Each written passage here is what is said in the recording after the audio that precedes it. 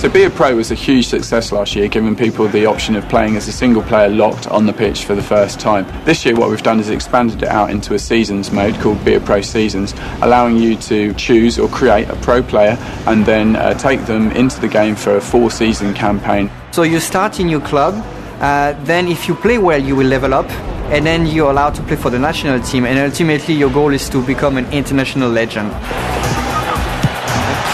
really is on top of this.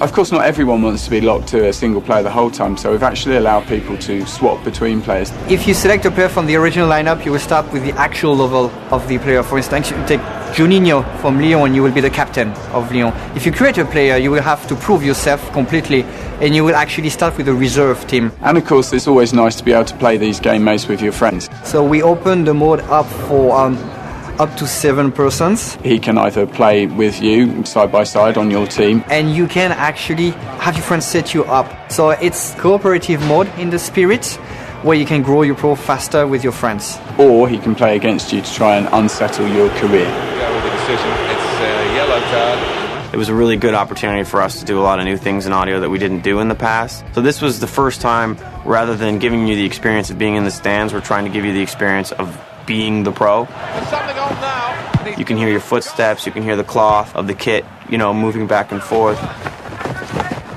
the shot's off. You can hear the grunts and the exertion sounds, and we added a lot more contextual intelligence to it, so when another teammate is asking for you to do something, they'll actually be yelling these commands at you in various languages depending on what team you're playing. I think it adds a real intensity when you're coming up at goal and gives you that kind of edge of the seat feel. Oh, that's a fantastic goal! You're going to be able to play for 4 seasons.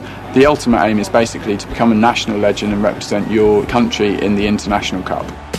I do have a specific memory playing FIFA 98 and winning the World Cup for the first time on a penalty shootout. And I just threw the controller on the ground and ran around the room screaming. I was very happy. Some years ago, I had the good opportunity to live in London.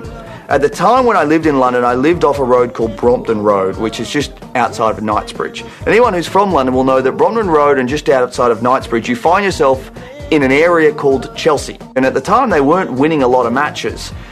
Which I was also disappointed about, that I had to follow a team that wasn't, an awesome team. Since that time, they've of course become very, very good.